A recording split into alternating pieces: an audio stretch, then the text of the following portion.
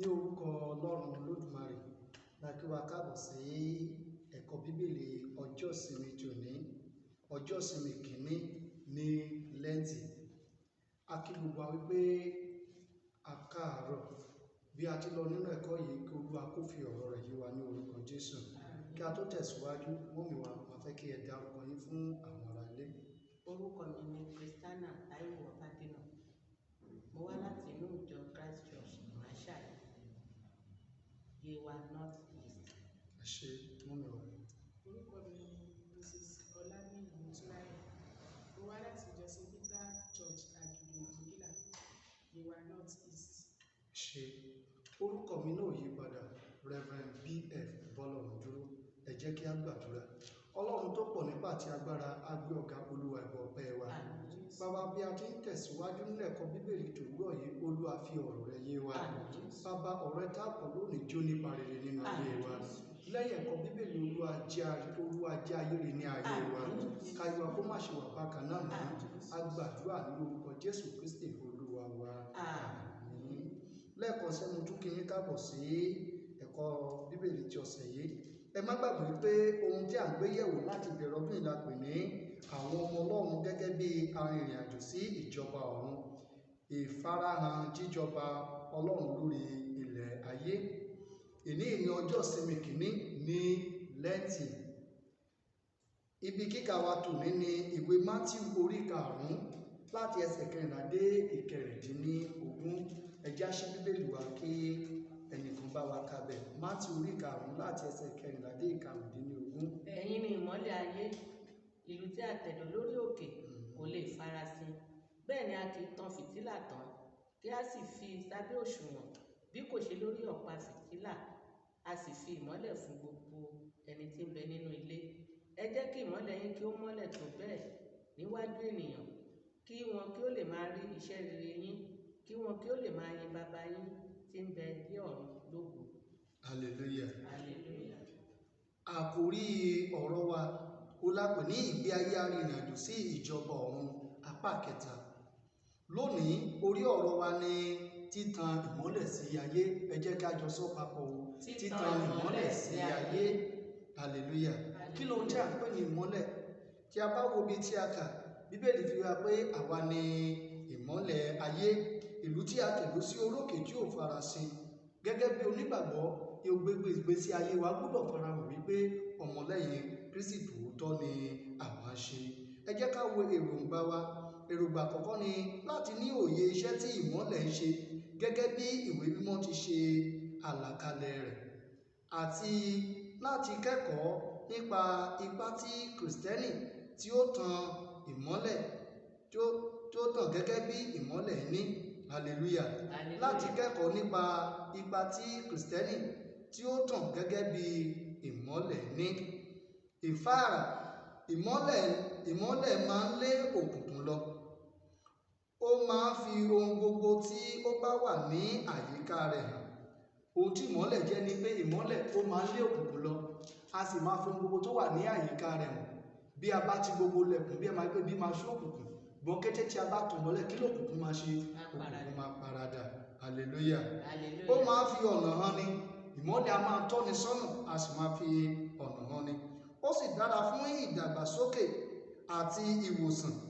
Nínú ìwé mímọ́, ìmọ́lẹ̀ túmọ̀ sí ríríran kedere. Ó sì jẹ́ ohun tí ó tàn tí ó sì mú ìdùnnú wá. Ìmọ́lẹ̀ tún jẹ́ ohun tó máa ṣe kíni? Tó máa mú ìdùnnú wá sí ayé ènìyàn. Bí a bá jẹ́ ìmọ́lẹ̀, a máa rí pé inú wa ṣe kíni? Inú wa máa dùn. Ọlọ́run á ṣe wá ní ìmọ́lẹ̀ ní orúkọ Jésù. Àmín. Jésù sọ fún àwọn ọmọ ẹ̀yìn rẹ̀ pé àwọn ni ìmọ́lẹ̀ ayé. Ó fi yé wọn pé kò yẹ kí wọ́n gbé ìmọ́lẹ̀ wọn pamọ́. Kò yẹ kán ṣe kíni? Kán gbé ìmọ́lẹ̀ pamọ́. Bẹ́ẹ̀ náà ni àwa lónìí gẹ́gẹ́ bí a jẹ́ àtẹ̀lé Kristi. Ẹ jẹ́ kí ìmọ́lẹ̀ wa kó hàn sí ayé. A kò gbúdọ̀ gbé ìmọ́lẹ̀ wa pamọ́. Gẹ́gẹ́ bí onígbàgbọ́, a pè wá láti jẹ́ kí ìmọ́lẹ̀ wa mọ́lẹ̀ nínú ayé nípa gbígbé ìgbé ayé ìwà mímọ́. Báwo la ṣe lè jẹ́ ní ìmọ́lẹ̀ tí Bíbélì sọ? Gbígbé àgbáyé ìwà mímọ́. Kí a máa di òtítọ́ mú. Kí a máa di kíni o? Òtítọ́ mú nígbà gbogbo. Kí a sì máa bá àwọn àwọn ènìyàn àti Ọlọ́run làjà. Òtítọ́ tí ó wà níbẹ̀ ni pé tí a bá tan ìmọ́lẹ̀ sí òkùnkùn ayé yìí, a ó ní oore ọ̀fẹ́ kíkún láti gbádùn ìjọba Ọlọ́run lórí ilẹ̀ ayé. A ó sì fi ìdí ìjọba Ọlọ́run náà ṣe kí ni o, a ó fi múlẹ̀. Praise the Lord. Bí a bá ṣe gẹ́gẹ́ bí ọmọ Ọlọ́run tí a gbé ìgbé ayé ìmọ́lẹ̀, a ó gbádùn ayé yìí, a ó sì fi ìdí ìjọba Ọlọ́run kalẹ̀ ní ayé yìí. Àwọn ènìyàn á sì rí pé kí ni o, ọmọ Ọlọ́run ni àwọn ń ṣe. Ẹ jẹ́ ká lọ sínú ìbéèrè fún ìjíròrò wa ti òní. Ìbéèrè àkọ́kọ́ ni pé kí ni iṣẹ́ tí ìmọ́lẹ̀ ń ṣe tí a lè fojú rí? Ọ̀nà méjì ni ìbéèrè yẹn pín sí. Àkọ́kọ́ ni pé kí ni iṣẹ́ tí ìmọ́lẹ̀ ń ṣe tí a lè fojú rí? Ìkejì pé kí ni àṣẹ tí Bíbélì pa fún àwa Kìrìsìtẹ́nì gẹ́gẹ́ bí ìmọ́lẹ̀? A fún wa nínú ìwé Éfésù orí 5 ẹsẹ̀ 8 láti dáhùn ìwé kíkà yìí. Nítorí ẹ̀yin ti jẹ́ òkùnkùn lẹ́ẹ̀kan, ṣùgbọ́n nísinsìnyí ẹ̀yin di ìmọ́lẹ̀ nípa ti Olúwa. Ẹ máa rìn gẹ́gẹ́ bí àwọn ọmọ ìmọ́lẹ̀. Hallelujah. Ó dá màmá níbi tí ẹ kà yìí, kí ni iṣẹ́ tí ìmọ́lẹ̀ ń ṣe tí a fojú rí? Ìmọ́lẹ̀ máa ń mú wa ríran kedere. Ó máa ń fi níbi tí òkùnkùn bá wà, tí ìmọ́lẹ̀ bá dé, tí èèyàn bá tanná síbẹ̀, a rí pé gbogbo tó wà láyìíká yẹn ni máa rí. Hallelujah. Ìmọ́lẹ̀ máa ń fi ọ̀nà hàn ni. Ó máa jẹ́ ká rí ìran kedere. Kí ni àṣẹ tí Bíbélì pa fún wa? Àṣẹ tí Bíbélì pa fún wa ni pé ká rìn gẹ́gẹ́ bí Kìrìsìtẹ́nì, a gbọ́dọ̀ rìn gẹ́gẹ́ bí ọmọ ìmọ́lẹ̀, kì í ṣe bí ọmọ òkùnkùn. Nítorí ọmọ ìmọ́lẹ̀ a máa bá òtítọ́ lẹ́nu rẹ̀. Àwọn ìwà rere ló máa wà nínú ọmọ ìmọ́lẹ̀. Àwọn nǹkan ìlú Bíbélì pa láṣẹ fún wa láti ṣe. Hallelujah. Ẹ ṣé mọ́mì wa, gẹ́gẹ́ bí Kìrìsìtẹ́nì kí a máa gbé ìgbé ayé òtítọ́, kí a máa rìn ní ìlànà Bíbélì, kí a gbé ìwọ Ọlọ́run wọ̀, káwọn èèyàn kó lóòótọ́ wípé ọmọ ìmọ́lẹ̀ ni àwa ń ṣe. Ìbéèrè kejì, báwo ni àwa Kìrìsìtẹ́nì ṣe lè fi ara wa hàn gẹ́gẹ́ bí ìmọ́lẹ̀ nínú ayé ìdíbàjẹ́ yìí? Báwo la ṣe lè fi ara wa hàn? Ẹ jẹ́ ká wo ibi tó ní ká kàwé, ìwé Fílípì orí 2 ẹsẹ̀ 14 dé 16. Ẹ máa ṣe ohun gbogbo lé àìsí ìkùnsínú àti ìjiyàn. Kí ẹ̀yin kí ó lè jẹ́ aláìlẹ́gàn àti oníwà tútù, ọmọ Ọlọ́run, aláìlábàwọ́n láàrin oníwà wíwọ́, àti aláìrékọjá orílẹ̀-èdè láàrin àwọn ẹni tí à ń rí yín bí ìmọ́lẹ̀ ní ayé. Ẹ sì máa na ọwọ́ ọ̀rọ̀ ìyè jáde, kí èmi kí ó lè ṣògo ní ọjọ́ Kristi pé èmi kò sáré lásán, bẹ́ẹ̀ ni èmi kò sì ṣe làálàá lásán. Ó dá mọ́mì wa, ẹ dáhùn ìbéèrè yẹn. Báwo ni àwa Kìrìsìtẹ́nì ṣe lè fi ara wa hàn gẹ́gẹ́ bí ìmọ́lẹ̀ nínú ayé ìdíbàjẹ́ yìí? Bí a ṣe lè fi ayé wa hàn gẹ́gẹ́ bí ọmọ ìmọ́lẹ̀ nínú ayé ìdíbàjẹ́ yìí ni pé kí a jẹ́ oníwà tútù, kí a jẹ́ aláìlẹ́gàn, kí a jẹ́ ẹni tí ó nífẹ̀ẹ́ gbogbo ènìyàn, ká sì máa nawọ́ ọ̀rọ̀ Ọlọ́run sí àwọn ènìyàn. Ẹ ṣé, kí a jẹ́ olótìítọ́, kí a jẹ́ ẹni tó bọ̀wọ̀ fún Ọlọ́run, kí a sì máa rìn gẹ́gẹ́ bí àṣẹ àti ìlànà tí Bíbélì là kalẹ̀ fún wa. Ní orúkọ Jésù, Ọlọ́run á ṣe wá ní ọmọ ìmọ́lẹ̀. Ìbéèrè kẹta, ó ní ṣàlàyé ìfarahàn àwọn ìránṣẹ́ òkùnkùn nínú ayé lónìí. Ṣàlàyé ìfarahàn àwọn ìránṣẹ́ òkùnkùn nínú ayé lónìí yìí. Ibi kíkà wa, oníwé Jòhánù orí 3 ẹsẹ̀ 19 dé 21. Èyí ni ìdájọ́ náà pé ìmọ́lẹ̀ wá sí ayé, àwọn ènìyàn sì fẹ́ òkùnkùn ju ìmọ́lẹ̀ lọ, nítorí tí iṣẹ́ wọn burú. Nítorí olúkúlùkù ẹni tí ó bá hùwà burú ní kórìíra ìmọ́lẹ̀, kì í sì wá sí ìmọ́lẹ̀ kí a má ṣe bá iṣẹ́ rẹ̀ wí. Ṣùgbọ́n ẹni tí ó bá ń ṣe òtítọ́ ní wá sí ìmọ́lẹ̀, kí iṣẹ́ rẹ̀ kí ó lè fi ara hàn pé a ṣe wọ́n nípa ti Ọlọ́run. Hallelujah. Ó yá màmá wa, ẹ ṣàlàyé fún wa. Ṣàlàyé ìfarahàn àwọn ìránṣẹ́ òkùnkùn nínú ayé lónìí. Praise the Lord. Hallelujah. Olúwa ràn wá lọ́wọ́. Tá bá wo ìfarahàn àwọn iṣẹ́ òkùnkùn nínú ayé òde òní, a rí i pé àwọn yẹn wọ́n tiẹ̀ ní wá síbi ọ̀rọ̀ Ọlọ́run, ibi tí wọ́n ti lè gbọ́ ọ̀rọ̀ Ọlọ́run, èyí tó fi jẹ́ pé ọ̀rọ̀ Ọlọ́run fi lè yí ayé wọn padà. Wọn ò fẹ́, nítorí kíni, nítorí tí òkùnkùn ni wọ́n ń ṣe. Tá bá wò ní Jòhánù tó sọ wípé èṣù tí baba yín lè fẹ́ jẹ́ òun ni àwọn ọmọ òkùnkùn. A rí wípé ẹni tó bá jẹ́ ọmọ ìmọ́lẹ̀, a rí wípé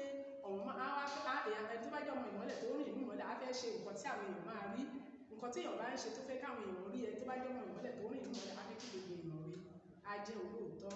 Ṣùgbọ́n òkùnkùn nǹkan búburú làwọn máa ń ṣe. Lórúkọ Jésù Olúwa ò ní ṣe wá lẹ́nu òkun. Hallelujah. Ẹ ṣé. Ìmọ́lẹ̀ wá sí ayé ṣùgbọ́n àwọn ènìyàn fẹ́ràn òkùnkùn ju ìmọ́lẹ̀. Láyé ṣe rí bó ṣe rí lónìí, rúdurùdu gbayé, ìwà ìbàjẹ́ gbayé kan nítorí pé àwọn èèyàn fẹ́ràn ní ìmọ́lẹ̀, wọ́n fẹ́ràn òkùnkùn ju ìmọ́lẹ̀ lọ. Nítorí bẹ́ẹ̀ ni ẹ̀yin àgbà tí Yorùbá sọ wípé kò sẹ́ni tó ń ṣe ibi lọ́sàn-án tó máa fi ara rí lọ, òru làwọn èèyàn máa ń gbé ṣèkà. Wọ́n pè nínú òkùnkùn ni wọ́n ti lè máa ṣe ibi. Ọlọ́run ní jẹ́ ká jẹ́ ọmọkùnrin lórúkọ Jésù. Ìbéèrè tó kẹ́yìn ni pé kí ni ipa tí àwọn Kìrìsìtẹ́nì tí wọ́n tàn bí ìmọ́lẹ̀ ní lórí ayé? Ẹjá wo ìwé Mátíù orí 5 ẹsẹ̀ 16. Matthew 5:16 kí ni ó sọ? Ẹ jẹ́ kí ìmọ́lẹ̀ yín kí ó mọ́lẹ̀ tó bẹ́ẹ̀ níwájú ènìyàn, kí wọn kí ó lè máa rí iṣẹ́ rere yín, kí wọn kí ó lè máa yin bàbá yín tí ń bẹ ní ọ̀run lógo. Ṣe ìwé Hébérù orí 2 ẹsẹ̀ 11 sọ pé nítorí ayé yóò kún fún ìmọ́lẹ̀ ògo Olúwa bí omi ti bo òkun. Mọ́mì wa kí lẹ rí sọ sí ìbéèrè yẹn? A rí wípé ipa tí Kìrìsìtẹ́nì máa ń kó títàn ìmọ́lẹ̀ lórí ayé ni pé wọ́n ní kí a jẹ́ ọmọ ìmọ́lẹ̀, kí a máa rìn nínú ìmọ́lẹ̀, nítorí pé ọmọ ìmọ́lẹ̀ ni wá. A ti gbọ́dọ̀ sí tan ìmọ́lẹ̀ sí ayé àwọn ènìyàn tó sì wà nínú òkùnkùn. A gbọ́dọ̀ tan ìmọ́lẹ̀ sí káwa náà lè ká, torí pé ọmọ ìmọ́lẹ̀ tí a ti jẹ́ yẹn ká lè tan ìmọ́lẹ̀ yẹn kedere, nítorí ìmọ́lẹ̀ kò dúró níbi tí òkùnkùn bá wà. Bí ìmọ́lẹ̀ bá débi tí òkùnkùn bá wà, a rí pé òkùnkùn á paradà. Ṣe ìparí, a ó fi ìdí jíjọba Ọlọ́run múlẹ̀ ní ayé nígbà tí àwọn Kìrìsìtẹ́nì bá tàn gẹ́gẹ́ bí ìmọ́lẹ̀ nínú ìdílé, ibi iṣẹ́ àti àwùjọ wọn.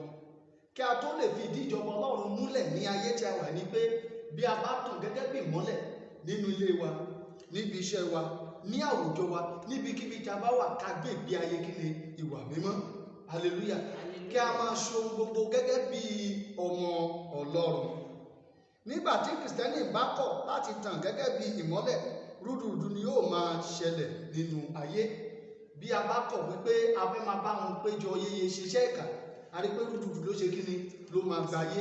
Ṣùgbọ́n bí a bá dúró ìdúrà pé ọmọ Ọlọ́run ni àwa ṣe, a ó rí pé ìyàtọ̀ ṣe kí ni ó máa wà. Hallelujah. Gẹ́gẹ́ bá ti súnmọ́ àkókò tí a fẹ́ lọ dìbò ṣe dìbò báyìí, ẹ jẹ́ ká mú ìdúró wa gẹ́gẹ́ bí ọmọ Ọlọ́run. Ẹ má jẹ́ ká bá àwọn òkùnkùn rìn. Ẹ jẹ́ kí mọ́lá kó tàn wípé àmọ́ bí jáde kí ni tá à ń lọ ní orúkọ Jésù, a ò ní ṣe ẹsẹ̀ gbé. Fún ìrònú, tan ìmọ́lẹ̀ rẹ láti gba ayé yìí là lọ́wọ́ rúdurùdu. Ẹ jẹ́ a jọ sọ papọ̀. Tan ìmọ́lẹ̀ rẹ láti gba ayé yìí là lọ́wọ́ rúdurùdu. Kí èmi kí ó tàn mọ́lẹ̀, kí ẹ̀yin kí ó tàn mọ́lẹ̀, àtẹ̀yin olùgbọ́ wa kí a tàn mọ́lẹ̀, kí a lè gba ayé nínú rúdurùdu. Pàápàá orílẹ̀-èdè tí a wà yìí, ẹ jẹ́ ká tan ìmọ́lẹ̀. Ẹ jẹ́ ká wo àkọsílẹ̀ wa ìwé Éfésù orí 5 ẹsẹ̀ 8. A ó jọ kà papọ̀. Nítorí ẹ̀yin ti jẹ́ òkùnkùn lẹ́ẹ̀kan, ṣùgbọ́n nísinsìnyí ẹ̀yin di ìmọ́lẹ̀ nípa ti Olúwa. Ẹ máa rìn gẹ́gẹ́ bí àwọn ọmọ ìmọ́lẹ̀. Oore ọ̀fẹ́ àti máa rìn gẹ́gẹ́ bí ọmọ ìmọ́lẹ̀, Ọlọ́run kó fi fún wa ní orúkọ Jésù. Ẹ jẹ́ ká gbàdúrà. Ọlọ́run tó pọ̀ nípa àti agbára sọ pé ó ṣe òfú ẹ̀kọ́ Bíbélì tí ọjọ́ ìsinmi tò ní Ọlọ́run gbọ́ ọpẹ́ wa. Òní kí a jẹ́ kí ìmọ́lẹ̀ wa kí ó tàn, Olúwa ṣe wá ní ìmọ́lẹ̀. Níbi tí a bá wà, Ọlọ́run ṣe wá ní ìmọ́lẹ̀. Òkùnkùn má jò borí ìmọ́lẹ̀ wa. Jésù Kristi agbára wa.